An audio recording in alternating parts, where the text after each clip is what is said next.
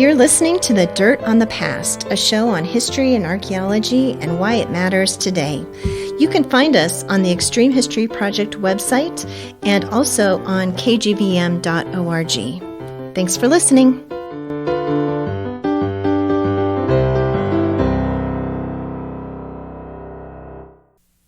Welcome to The Dirt on the Past from the Extreme History Project and KGBM Community Radio. Whether digging up a site or dusting off the archives, we bring you some of the most fascinating and cutting-edge research in history and archaeology and discuss why it matters today. Join me, Nancy Mahoney, alongside co-host Crystal Alegria, as we converse with anthropologists, archaeologists, and historians about how they bring the past alive. Welcome to this week's edition of The Dirt on the Past. I'm Nancy. And I'm Crystal. And we're the co-hosts of this program. This week, we are at the Extreme History Headquarters speaking via Zoom with Joe Watkins about his career as an archaeologist. Welcome, Joe. Thank you. I'm excited to be here. Great. Thank you. I'm glad to be here. It's an exciting time for everybody, and I wish I could be in your studios in beautiful ice cold Montana, but I'm having to, tough it out here in Tucson, Arizona. Oh, Joe, we wish we were there with you in Tucson. Yes. So, yeah, unfortunately, but this will work for now. It's a little chillier here in Montana and a lot more snow on the ground than I'm sure Tucson has at this time of year. So we're a little jealous of you, Joe, being in the warm climates of Arizona. Well, welcome, Joe. I'm so excited you're here with us today. And I just wanted to start off by introducing you. And, you have such a varied and long career that we could spend the entire hour reading your bio. So I've cut this down quite a bit, but there's a lot more than what I'm just going to say now. Dr. Joe Watkins is a member of the Choctaw Nation of Oklahoma. He retired from the National Park Service in 2018, congratulations, Joe, where he served as the American Indian Liaison Officer, Supervisory Anthropologist, and Chief of the Tribal Relations and American Cultures Program in Washington, D.C. He was the director of the Native American Studies Program at the University of Oklahoma from 2007 to 2013, and an associate professor of anthropology at the University of New Mexico from 2003 to 2007. His study interests concern the ethical practice of anthropology and the study of anthropology's relationship with descendant communities and populations, including American Indians, Australian Aboriginals, New Zealand Maori, and the Japanese Ainu. Am I saying that right? Ainu? Okay. His current research is helping the Ainu of Hokkaido, Japan, use indigenous archaeology to increase their cultural time depth. Joe also currently serves as the president of the Society for American Archaeology. All right, so Joe, we first want to begin, I like to begin at the beginning. I'm always interested in how people got to where they are. So my first question is really about asking you to go back in time, maybe to the late 60s, early 1970s. What is it then that drew you to study anthropology and or archaeology in school? And I'm curious when it occurred to you that you might make this a career, and if at the time you were perhaps one of the only or few Native Americans that were entering into those disciplines. Just tell us a little bit about what that was like and how you made those decisions to become an anthropologist. Sure, Nancy. Well, I first got interested in archaeology when I found an archaic 6,000-year-old projectile point on my family homestead in southeastern Oklahoma. I showed it to my grandmother, who spoke Choctaw but did not speak English very much. And she translated through my cousin, who was bilingual, that the projectile point wasn't part of the Choctaw history, but it was part of the unwritten history of the people who lived in that area before the Choctaw came in. So I took that at that time.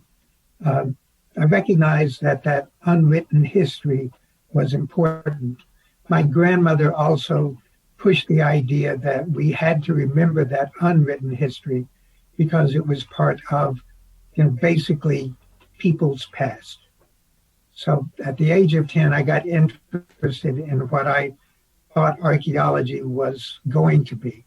I was primarily wanted to be a paleontologist and go to China and work with Roy Chapman Andrews uncovering dinosaur egg nests, but that didn't quite turn out that way. So when I got to high school, and really in 1968, I guess my junior year of high school, I got interested in archaeological surveys and actually volunteered to be on a survey in East Central Oklahoma, and didn't find any archaeological sites, didn't find any projection points, but it got me interested in the stories that archaeologists tell. So went to the University of Oklahoma, got my bachelor's degree there, spent the summer between my junior year and senior year in Europe. I got to work with Francois Borde, a major archaeology professor at that time. And that really got me even more interested in working about the stories that archaeology could tell us about the past. As you said, Nancy, there weren't many people in archaeology, or there weren't that many American Indians in archaeology at that time. In 1969, when I went to the University of Oklahoma, a very important book was published called Custer Died for Your Sins by Vine Deloria Jr. Yes. And that book really had an impact on me in that it forced me to look at the practice of anthropology and archaeology on the peoples whose history was being studied and written about. And that ultimately is what led me to really get involved in indigenous archaeology and working with indigenous peoples around the world. Yeah, kudos to Vine Deloria. I mean, that book is still very powerful and still widely read. At least I always assign something by Vine Deloria when I'm teaching those sections of the course. Thank you for that, Joe. It was fascinating hearing sort of your early experiences and who you got to work with. Right. And I'm glad you brought up that idea of indigenous archaeology and Vine Deloria. We were speaking, just a month or two with a young man whose name is Aaron Bryn, and he received his degree from the University of Montana in anthropology with an archaeology focus, and has now gone on to become the State Historic Preservation Officer for the Crow Nation here in Montana. And so we were talking with Aaron on this podcast a little while ago, and we were talking about indigenous archaeology, and Aaron mentioned your name and said that you are the father of indigenous archaeology. And so, did you know that? It's quite an honor, we thought. Yeah, we thought so too.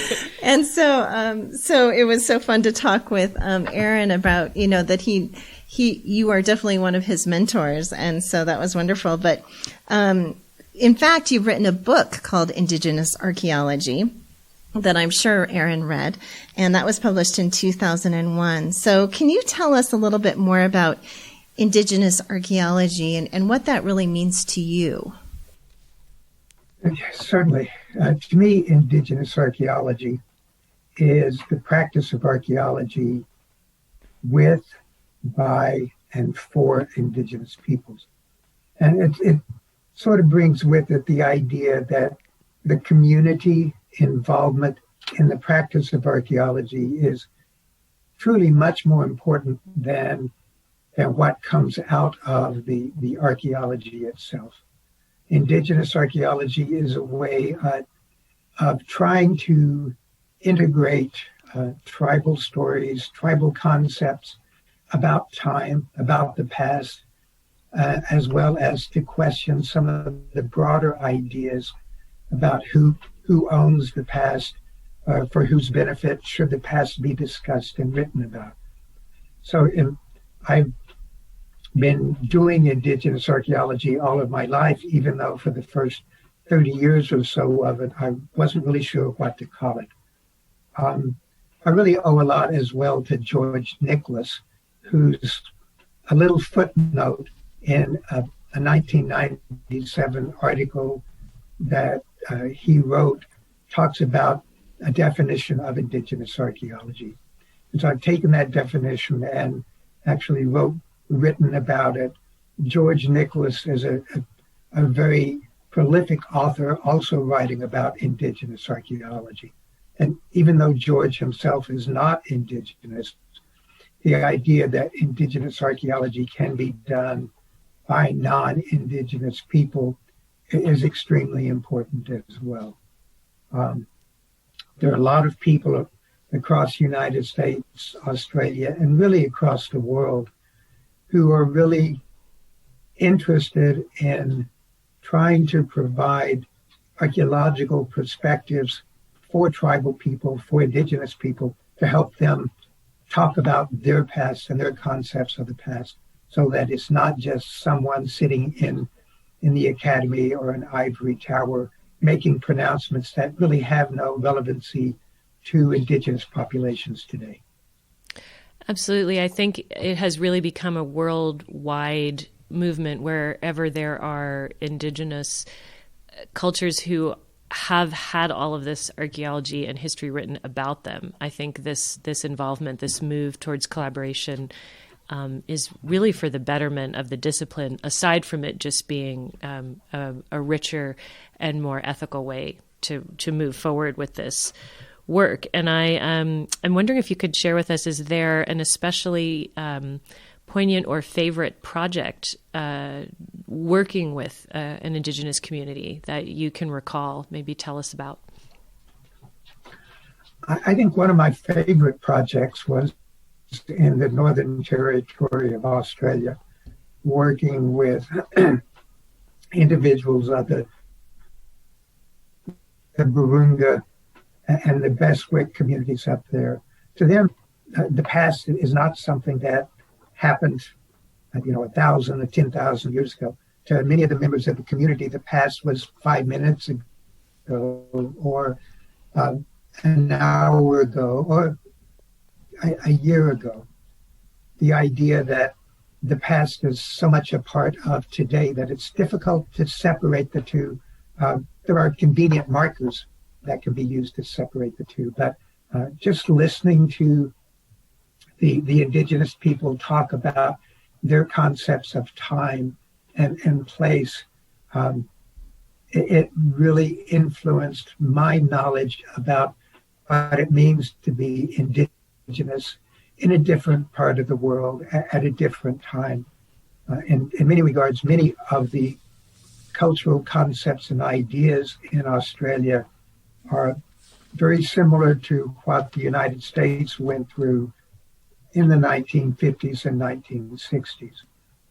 The racism in Australia can be blatant or it can be subtle. In many ways, it reminds me of the type of social unrest and systemic racism that was happening here in the United States in the 1950s and the 1960s. Growing up in Oklahoma, there were some places where it was worse to be American Indian than it was to be Black. And I do recall growing up as a child at the area where my grandmother lived. We Indian children weren't allowed into small stores if there were white people in the stores. Some of the people felt ill at ease with us in the stores because they were afraid we might start either begging or stealing or whatever. So we had to wait our turn. And that was a subtle bit of racism that I encountered. But many of the Australian Aboriginal people in the Northern Territory experience much worse than that every day. Mm-hmm. Well, I wouldn't say that's a subtle amount of racism. That's right. That's awful. Right. I I'm so glad you were able to have that experience, though, in Australia.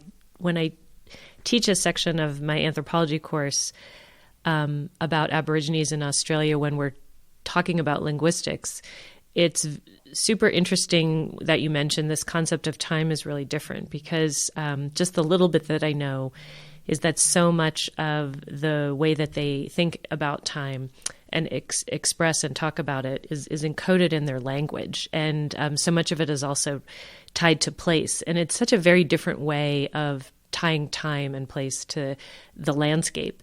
And one of the things that always amazes my student is that in several of the dialects among Indigenous Australians, there's no words to talk about spaces and places that center the body. Everything is referred to, the way you talk about time has to do with directionality. So that if they're going to talk about, you're at a picnic and maybe there's an ant crawling up your leg, they would say to you, there's an ant crawling up your southeast leg, because everything is so tied into the cardinal directions. So when they would have Aborigines lay out pictures in order from early to late of, say, someone aging from boyhood to manhood, or a small crocodile growing over time, or an unripe banana becoming ripe, and then they would lay it out always from east to west. So it wouldn't be from right to left, or if you were a Hebrew speaker, or left to right, like we conceive of time. And so this idea of time and it's tied to sort of the landscape. There's this sort of ensoulment, and embodiment of all of that. So it's so hard to imagine an archaeologist with their scientific perspectives really honoring that very different way of understanding the world and the remains, unless you're really trying to incorporate an Indigenous perspective. So I can only imagine you must have had some pretty amazing experiences with other groups of people. It was very nice indeed. And, in subtle ways here in the United States, we have a directionality. We talk about back east, up north, down south, out west. And when we talk about time, we kind of consider time behind us, the future in front of us, and contemporary time around us. So we have some varied concepts of time, but for Western cultures, time is very much a linear system. Very much a linear, and for many other cultures, it's more like a spiral and can fold in on itself. So it's fascinating to think about. One of the other things that you've done in your career is some experimental archaeology.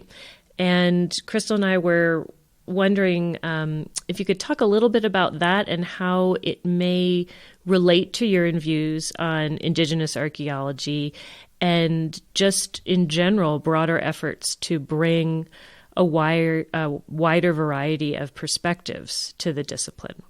So maybe you could talk a little bit about experimental archaeology and how you've used it to better understand the past. Well, certainly. To me, experimental archaeology has always been about looking at the technologies that various peoples of the past used, whether it was the Paleolithic archaeology and the reduction systems that they might use to create bifaces, or blade technology. It was also the idea of being aware of the materials that people used in order to survive and to continue on from day to day or year to year. One project I did back in 1977 was I dug a pit house in Taos, New Mexico. It was 12 foot in diameter, 8 foot deep. I covered it with poles and laths and things, and then I lived in it for a year. Wow. Wow. Well, for 9 anyway. That must have been an amazing experience. I think original dissertation topic. Okay. I feel like you're taking experimental archaeology to a whole new level, really, Joe, that would be hard for other people to match up with. It was fun. I mean, I must admit, I was a youngster. I was 25, 26. Didn't have to have a job because I had funding that would pay for my living expenses while I took the time off. And I was really interested in looking at how the basket maker populations of northern New Mexico interacted with the light that they were able to get coming in through the hatchway on top in order to make pottery, to grind corn, to make projectile points. And I wanted to look at the formulation of activity areas within a confined space of a subterranean pit house. I thought it was a very straightforward project. Of course, it turned into anything but straightforward in that when I completed it and had my maps in hand and went back to Southern Methodist University, one of my professors said, well, this is great. So if you can find like 45 or 50 pit houses that have the same level of mapping, then we should be able to turn this into a dissertation somewhere down the line. And I said, okay, and went to the Southwest, went to Santa Fe, Albuquerque, Flagstaff, museums, and universities, and tried to dig out maps of pit houses that had been excavated. I came up with six pit houses that had been excavated and piece mapped with the materials on the floor. So my professor said, well, okay, now what are you going to do? So needless to say, I did not get to write a dissertation on that topic. I had a generally a good time, although there are times in Taos, New Mexico, when it does get 10 to 15 below zero up in the mountains. But yeah, wow. The pit house itself stayed remarkably warm. It was well insulated. A small campfire or a small fire heated it up, and it would retain the warmth for 3 to 4 days. So nice. I got a good deal of insights into survival in a pit house, but nothing that I could really say scientifically. It's all anecdotal at this time. So, but it was something that I wish I had done better, something I wish I had found a better way of retaining the data, recording the data, and so on and so forth. But I wouldn't trade that experience for anything else in the world. It was fun. Yeah, and what an incredible experience just to have that same sense. I've always wondered what it's like because, I mean, so many of those dwellings look like they would have been pretty amazing to live in. But can I ask, this is awful, but what did your dissertation end up being about then?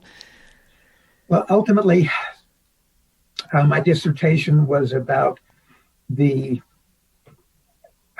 anthropologist perceptions of American Indian issues related to the practice of archaeology. Oh, fantastic. What I did is I created a series of questionnaires that were based on scenarios. And throughout the course of the 6 scenarios, the questions enabled me to get a better understanding of what issues archaeologists felt drove their research, like in terms of excavations, whether it was whoever owns the land, whether it relates to American Indian perceptions of land, and so on and so forth.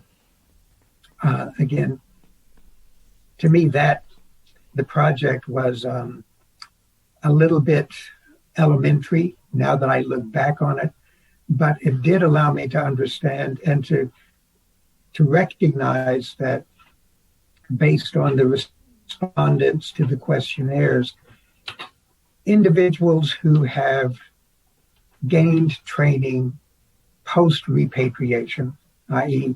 after 1989, 1990, after the National Museum of the American Indian Act or the Native American Graves Protection and Repatriation Act, have a much broader understanding of American Indian perspectives about the practice of archaeology, whereas the individuals who got their training prior to the repatriation acts have a general concept that science and archaeology is for the benefit of everyone, and that scientific data and the utility of scientific data outweighs the wishes and desires of any one particular tribe or tribal group. So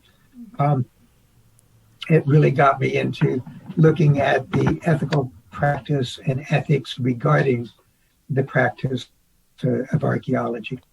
I think those issues are still very much with us. I think the needle has moved in terms of how many people in the discipline now are at least aware that that's a question. I think before it really, I agree with you, it was an assumption that the scientific knowledge outweighed the perspectives or wishes of Indigenous people. But I think still with dealing with human remains and doing the human genome sequencing and DNA, it sounds like there's still some issues there where this scientific perspective and curiosity just to know can butt up right against how people think these ancestral remains should be treated. So that's fascinating that you started this back with your dissertation. I mean, that really ended up being kind of the beginning of Indigenous archaeology. But I really have to ask you a question before we go on into these deeper matters. What happened to the pit house? And can we Airbnb it? Like, is it still there? Actually, portions of it are there. In the 1980s, it was located on Fort Bergwin Research Center lands. Fort Bergwin is a Southern Methodist University branch campus in Taos, New Mexico. The archaeology field school director in the mid-80s determined that the pit house itself was a safety hazard. I believe that some of the students at the field schools had discovered it and were hanging out in it or something. Initially, what I had intended to do was to destroy it, go back and look at how the infilling and palynology and such, how that all happened over the course of time. After it was filled in, another project I had in mind was to go back and bring a set of Indigenous students, 15 to 20 students, and ask them and teach them archaeology techniques, excavating that pit house, so that I could interpret it based on my recollection. The students could ask me questions about some sort of ethnoarchaeology in relation to that, and so on and so forth. It's still a project that I think would be ultimately tenable and doable, but I've pretty much run out of time and I have no funding to do it. I would be glad to work with anyone who would want to or could get the program together to do it. Unfortunately, Southern Methodist University really will only allow the excavation of that pit house if it's part of an SMU program. So I could not go in without bringing SMU in on it. But it's the, I believe I know the surface indications are still there. I went back and visited the pit house in 2006. And so the vigas and some of the wood is still there. So I know it's locatable easily. Wow. Wow, I That's definitely amazing. think we're going to be calling SMU Yeah. after this podcast. That is absolutely fascinating. Now my wheels are spinning. You are listening to The Dirt on the Past with co-hosts Nancy Mahoney and Crystal Alegria on kgvm.org in Bozeman, Montana, or wherever you find your podcasts. We are speaking today with Joe Watkins, who's in Tucson, Arizona, in sunny Tucson, about his career in archaeology and about Indigenous archaeology. So, Joe, you are the current president of the Society for American Archaeology. The SAA is an international organization that, since its founding in 1934, has been dedicated to research about and interpretation and protection of archaeological heritage of the Americas. With nearly 7,000 members, it's a very large organization. The SAA represents professional and avocational archaeologists, archaeology students in colleges and universities, and archaeologists working at tribal agencies, museums, government agencies, and in the private sector. SAA has many members throughout the United States. I usually am a member. I don't know if I currently am, but I often am. And they have members around the world as well. It's a pretty big deal to be the president of this large organization. And so are you, Joe, the first Native American president of the Society for American Archaeology? Not really, actually. The very first president of the Society for American Archaeology was Arthur C. Parker. He was of tribal descent. His father was, what tribe? I've forgotten. His father was tribal, his mother was not. And so in that regard, the local tribe did not consider him Seneca, I believe. I mean, I'll have to find out exactly what his tribal affiliation was. But he was an archaeologist in the 1920s and 30s that worked with the many archaeologists in the northeastern United States. So he was the very first president of the society.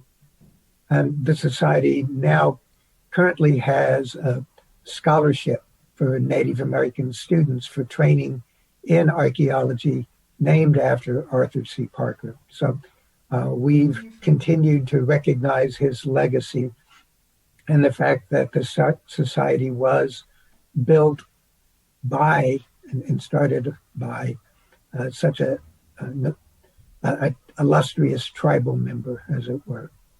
So I am actually the second president of the society who is a tribal person. So that's great. I kind of tell people that it's unfortunate that it took 85 years to get a second one in place, but it's good actually that the society and the society's membership recognized that they felt that I could help lead the society in one way or another. So I feel very highly honored to be its president at this point in time.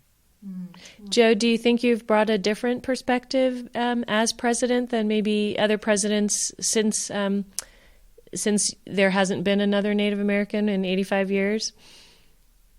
I think I do in some way, just in terms of my way of communicating and interacting with people, for one. I'm not a real forward-thrusting person. I'm a little bit more of an individual. I don't have an extremely strong personality to say, this is the way it's going to be because this is what I say. And so we do listen. We do have a great deal of communication. We do try to reach consensus about important issues.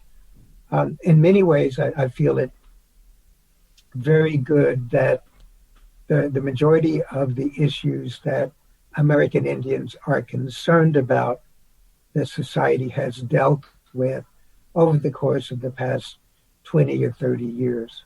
I think one thing that we are doing now is looking at updating the statements that the society has made in relation to the treatment and display of human remains in presentations or in our publications, as well as trying to get more involvement of Native American communities within the archaeology discipline and the archaeology enterprise. We are bringing, this is the first year that formally the society is bringing a land acknowledgement to its annual meetings, recognizing the traditional owners of the indigenous lands upon which we are meeting and which we will be meeting in the future. So I can't lay claim that these are all the things that I am bringing to the society, but I feel very glad to recognize the fact that they are happening while I am its president. So it's kind of, I don't know, I'm hoping that I'm not the last president with tribal blood for the SAA. We do have board members who are extremely qualified to be the next president, and board members, committee chairs, committee leaders of tribal descent and tribal members who are very qualified to be the next president. So I'm just hoping it doesn't take another 85 years for it to happen. Yes, hear, hear. Definitely. Hear, hear. So, Joe, with your work at the Society for American Archaeology, you're kind of able to see the cutting edge research and practices of archaeology happening, kind of playing out. Can you give us a peek into the future of archaeology? We're going to ask you to, instead of looking back, to look into the future, to look forward, and tell us what trends you see in store for cultural resource management and agency, government archaeology, and for academic archaeology. Sure, I'll be glad to. It is, of course, that's a very large ask. I feel sort of like a Punxsutawney Phil the groundhog if I see my shadow would have 60 more years or something. But we don't want you to go back into your hole. Don't do that. Yeah. Okay, well, I'm sitting in the sunshine here. There we go. Coming in through my window, so I am seeing my shadow. Okay. It is noted.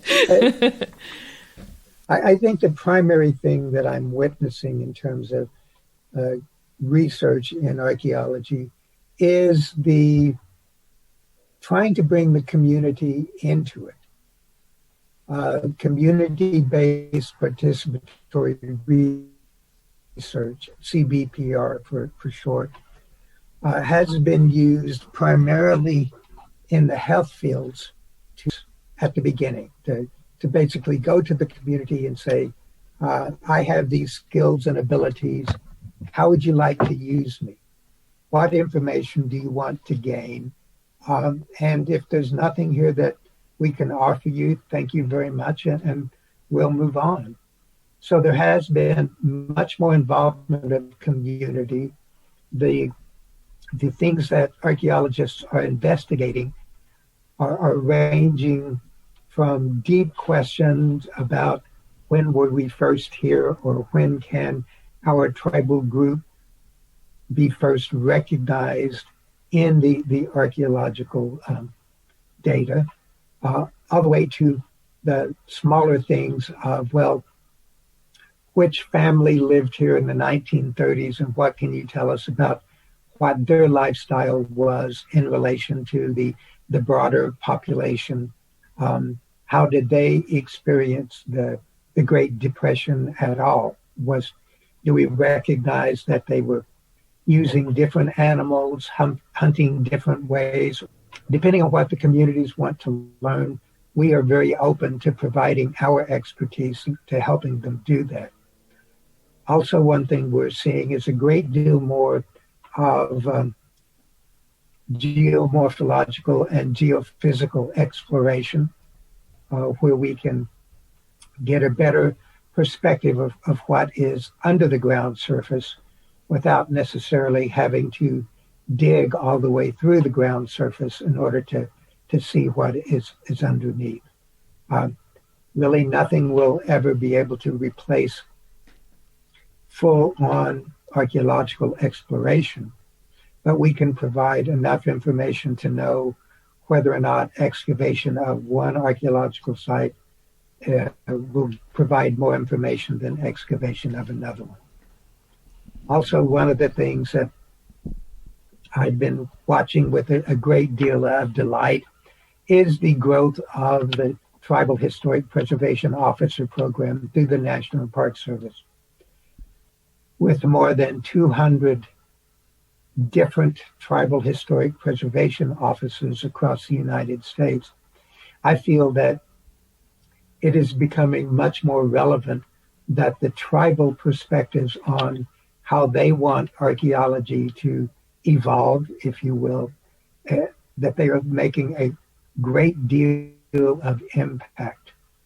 If you look that there are only 50 state historic preservation officers, the tribes represent 4 times as many officers.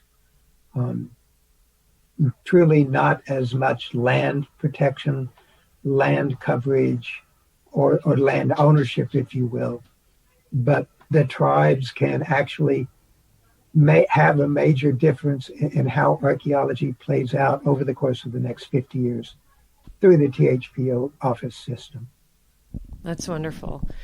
Joe, I have kind of a longish sort of question I'm going to ask you, but part of it is because I'm going to be quoting you back to you. When I wrote a prospectus for my dissertation at MSU, you were one of the people that I quoted and put in there. And so part of what I quoted has to do with this discussion of, for me, archaeological remains, who they belong to, how they become property, and sort of the weird quirks of archaeology in the United States. So I had come across an article in the SAA record in November of 2015, and it was about the pros and cons of consulting with collectors. And Bonnie Pitblato and Michael Schlatt had gathered some people together, and people had written up, and you were one of the contributors. When I was starting out in graduate school the first time around a while ago, we were not encouraged to talk too much to collectors because the thought was that archaeologists could inadvertently encourage the destruction of archaeological sites by talking to collectors and encouraging them, or that we might inadvertently authenticate artifacts that were illegally or unethically obtained. And there's been a recognition lately that there are some collectors who really approach the archaeological record sort of as an avocational archaeologist, and that we owe a lot to some, especially in terms of the Paleo-Indian, the very deep past, and just being able to know where those sites are and share that data. But as part of that debate and in your contribution, I quoted you because when you were asked to weigh in about the pros and cons, I really was struck by your answer and the whole other discussion that it opened up, which is, I said, Watkins' response amounts to a substantial critique of the debate itself, because you're questioning whether, quote, heritage should belong to the entire nation, this idea that it belongs to everybody because it's science, should it belong to the descendants of those whose culture originally created the material, or to the highest bidder. And for me, this question was really related to, in the United States, what goes back to the Antiquities Act of 1906. So by making every artifact on federally owned land essentially the property of the federal government, effectively that law made property, any artifacts that were on private land, privately owned property by those property owners. So we're one of the few nations that doesn't have full protection of ancient remains and artifacts on any land. The state doesn't protect those. We have, if a site is on your private land, unless it's human remains, it's considered your private property. And so that law, going back so far, kind of privatized a lot of this. So we have this ongoing issue with collectors and how to deal with them and what should happen to those remains. So I just thought I'd love to hear your thoughts on that, because this question of should these things belong to the highest bidder, I don't think anyone would agree. But I think it speaks to this idea of what is the greater good, or what are the ethics surrounding where artifacts should end up and for whose benefit. I'm finally done with my question. It is a very difficult situation, trying to come to terms with the fact that a fence, an artificial line on the land, creates a different perspective on the past and ownership of the past. In my opinion, and again, this is just my opinion, the information available about the deep history, about the past, is a commodity, unfortunately, for many archaeological professors. That feeds into them. It provides them with a set of knowledge that they can use to further their career. Right. To tribal people, it provides them a connection with the past. And so in that regard, it's a time marker of sorts. It's a commodity of cultural heritage that they can utilize to help them have a better understanding of the types of issues that their ancestors may have faced. To collectors, it's the utility of materials to collectors varies. For some people, it's the thrill of touching something 10,000 years old.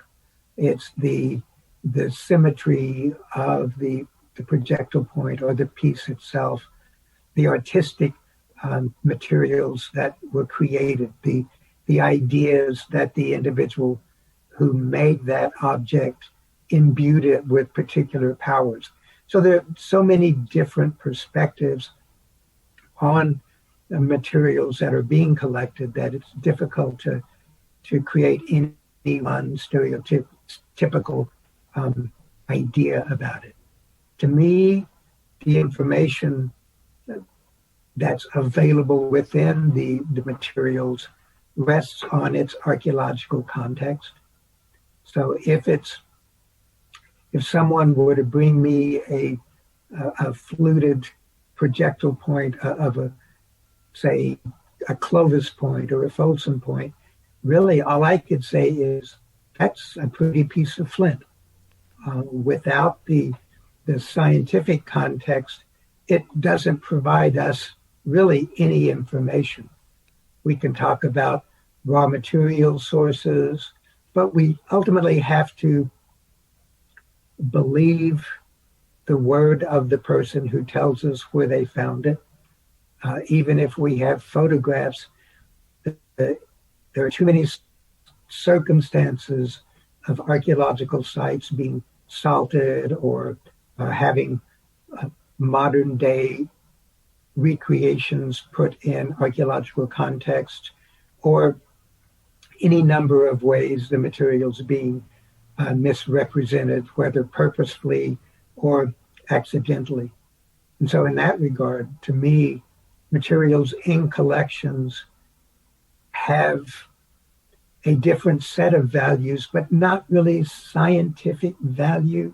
It's kind of I don't know, I guess I would put scientific in quotation marks in that regard.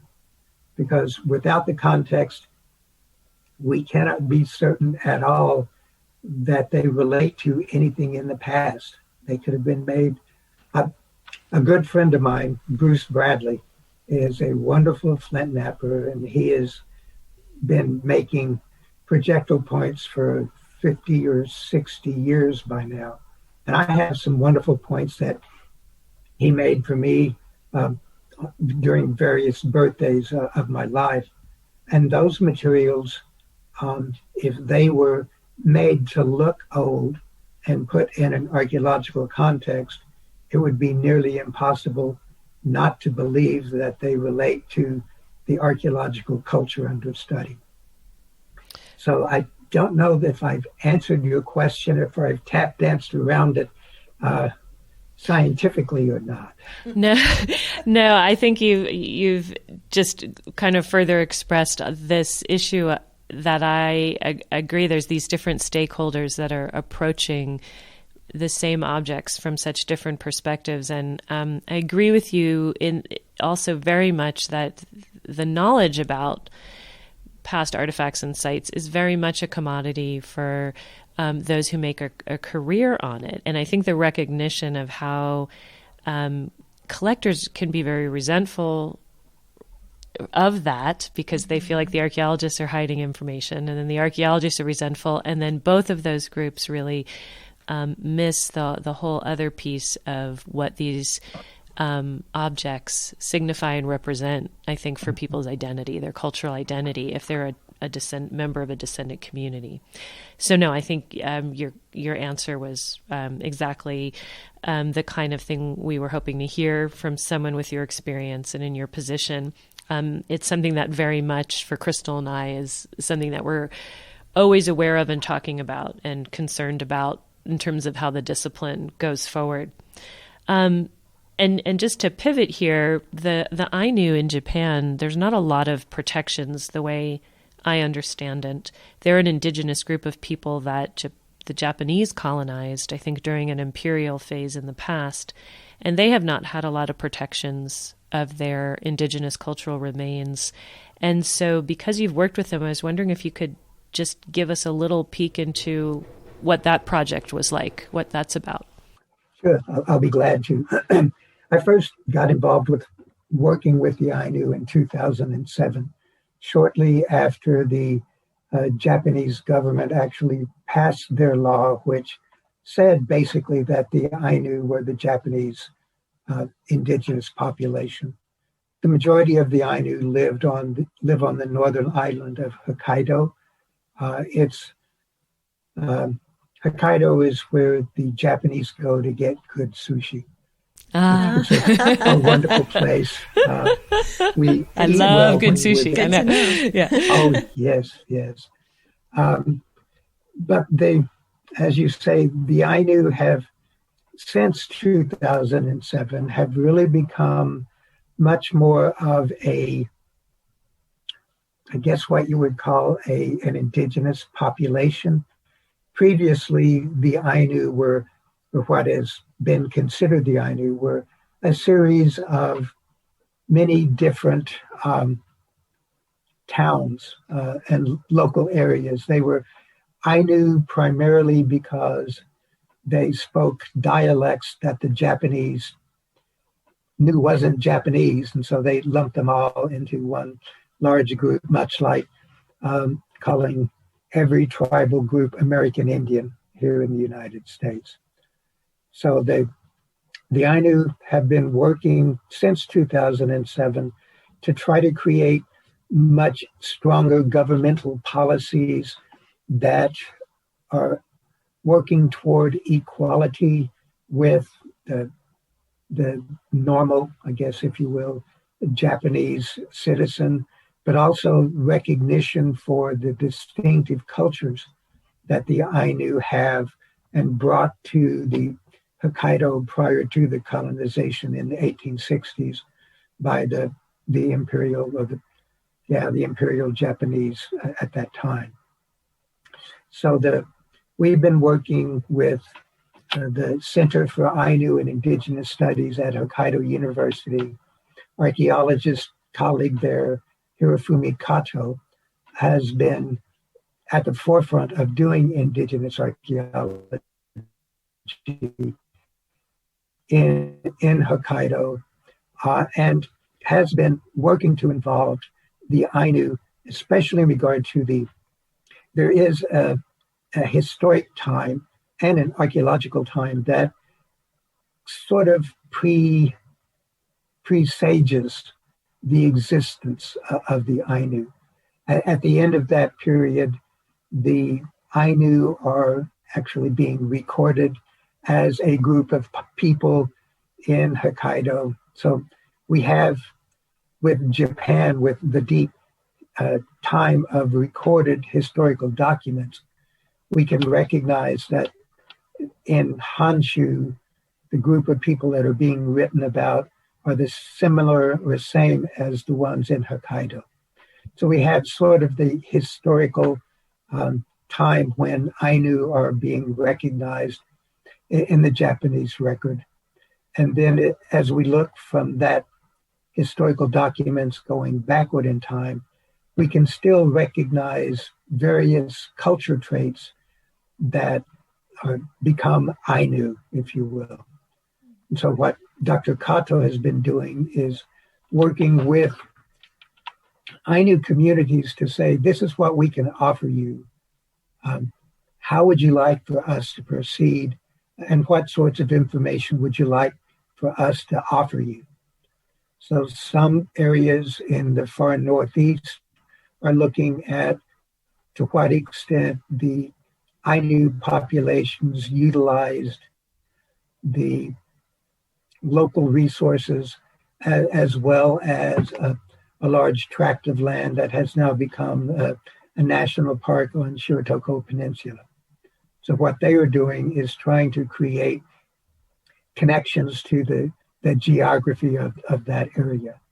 In some areas, the Ainu are looking to create a little bit more of a time depth so they can talk to their children and their children's children about where the Ainu came from, how they survived prior to the Japanese colonization, and to gather stories of the past and deep time that archaeology can provide them. So it's a wonderful project, and I'm just hoping to go back to Hokkaido as a visiting professor, maybe for a year coming up later on this year. Wow, that would be fantastic. Yeah. Joe, are they doing any repatriation of items for the Ainu? Yes, recently the museum at Hokkaido University transferred the remains of 12 known individuals to the Hokkaido Ainu Association.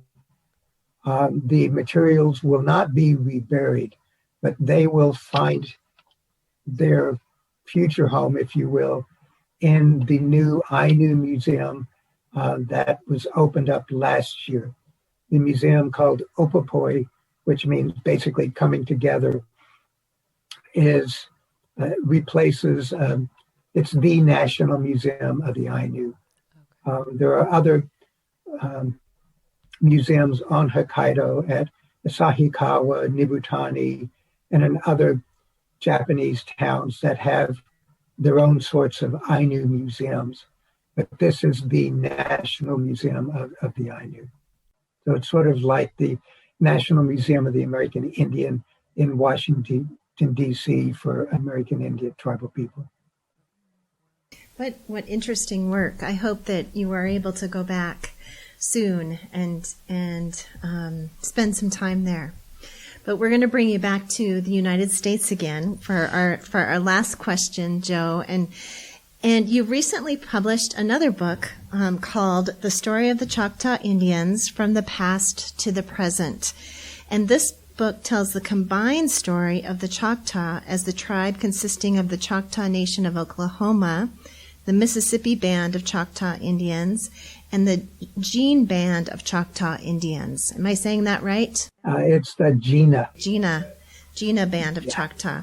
So can you tell us a little bit, and this is just for, I'm asking this question because I'm really interested in this, but can you tell us about these three groups and why they all didn't end up in Oklahoma after their removal? Sure, I'll be glad to tell you. It's in the 1830s, when Andrew Jackson determined that it was necessary to move the tribal members out of the southeastern United States for two reasons. One, to get them away from the harmful effects of the white settlers. And the second reason was to get more land for the white settlers in the southeast to take advantage of the plantation capabilities that the land in the southeastern United States offered for economic growth, cotton and so on and so forth. In the 1830s, after the signing of the treaties, the Choctaw Indians determined that they would begin moving to Indian Territory at the time, what is now Oklahoma, because they believed that getting away from the impact of the people moving into Mississippi at that time was preferred. They felt that by going to Oklahoma and recreating Choctaw culture there, they could delay a great deal of the impact that the white culture would have on the tribe itself. There were a large number of people who decided to remain in Mississippi because they didn't want to give up the lands of their ancestors. Many of the people who wanted to remain had a great deal of land and their own plantations there. They were well established, and they felt that moving to Oklahoma meant giving up everything they had worked for and would require them to start over from absolutely nothing when they got to Oklahoma. So those were the two primary tribes up until, I'll say, the 1880s, 1890s. The Gina Band developed from a group of Choctaw Indians who moved from Mississippi to Louisiana. Gina is a town in southeastern Louisiana. So the tribal people actually settled in that area. They remained together as a group. They interacted. They became a community. They relied upon particular individuals for guidance. And so they became a sort of a tribe in situ. In the 1950s and the 1960s, the Gina Band became recognized. Everyone knew that those people were Indian. And so they maintained a separate community identity.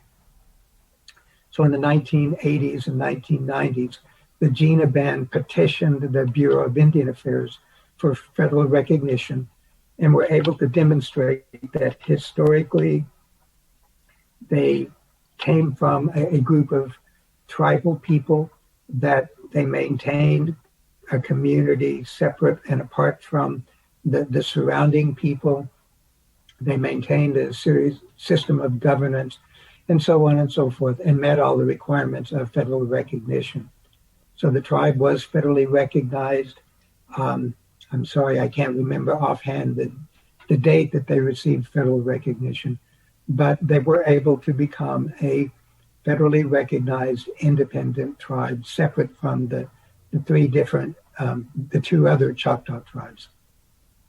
The Choctaw tribe of Oklahoma considers the Mississippi Band of Choctaw Indians the traditional band, because they stayed in Mississippi. They actually gave up federal tribal citizenship in order to stay in Mississippi, because Mississippi said, if you're Indian, you can't be here. So they gave up their tribal citizen and became Mississippi citizens. And in 1950, the Mississippi Band was re-recognized and reconstituted as a federally recognized tribe of Indians, as the Mississippi Band of Choctaw Indians. So there is still a great deal of intertribal communication between the Oklahoma Band and the Mississippi Band. There's not as much interaction between the Gina Band and the Oklahoma Band, but I think much of that relies on the fact that the Gina Band is much smaller, and I don't believe there's been as much direct outreach, at least from the Oklahoma tribe of Choctaw Indians, with the Gina. They all share a great deal of deep history, all the way back to, early Mississippian or early tribes from 1,000 to 2,000 years ago. So we all consider ourselves brothers and relatives in one form or another. Okay. Well, thank you for that. That's so fascinating. I'd love to read that book. I'm going to have to pick it up and read that one as well. And we can link that on the site when we post this podcast. Yeah. Joe, you've been so generous with your time and all of your knowledge and sharing that with us. And it's been absolutely wonderful talking with you today. Thanks so much for taking this time out of your afternoon. Yes, thanks, You're Joe. Very welcome. You're very welcome. I appreciate, and it is such an honor to be considered to be on your podcast. Podcast worthy. Well, you definitely, wow. Yeah. This is a 4-star show, so yeah.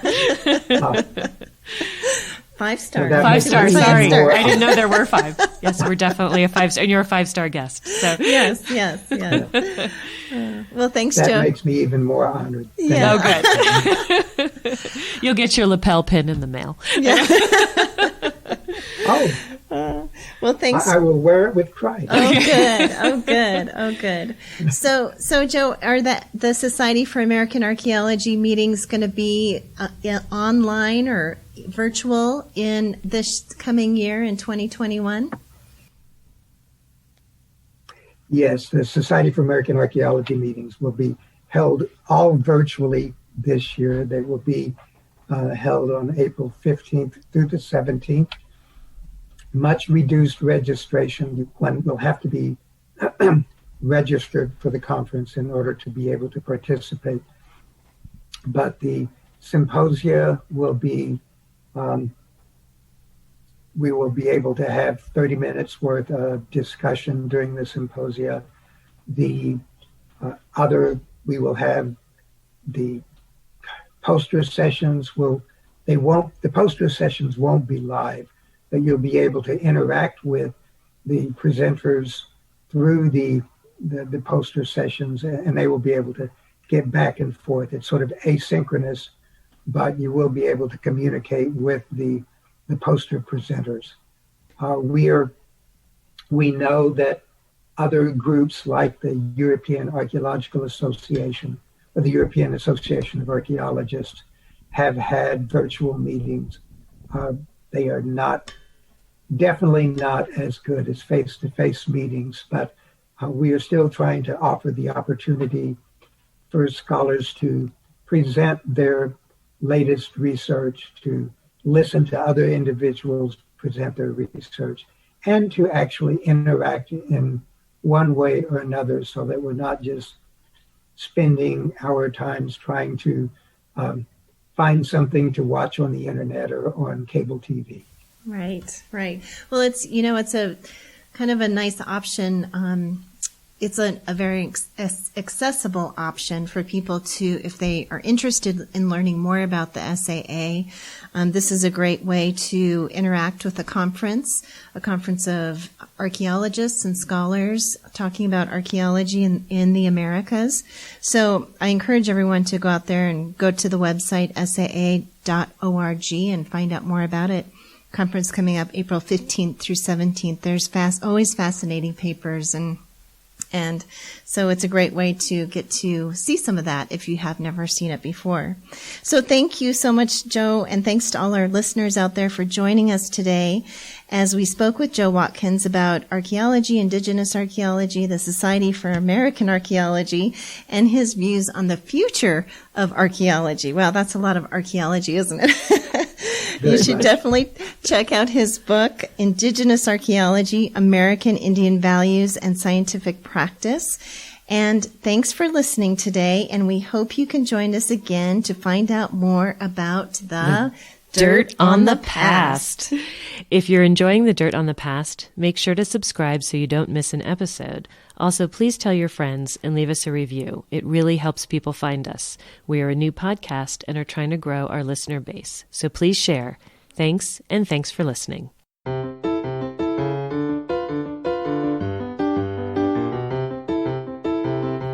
You've been listening to The Dirt on the Past, a podcast of the Extreme History Project and Gallatin Valley Community Radio, KGVM. To hear more episodes, visit our website at theextremehistoryproject.org. Thanks for listening, and until next time, keep searching out the dirt on the past.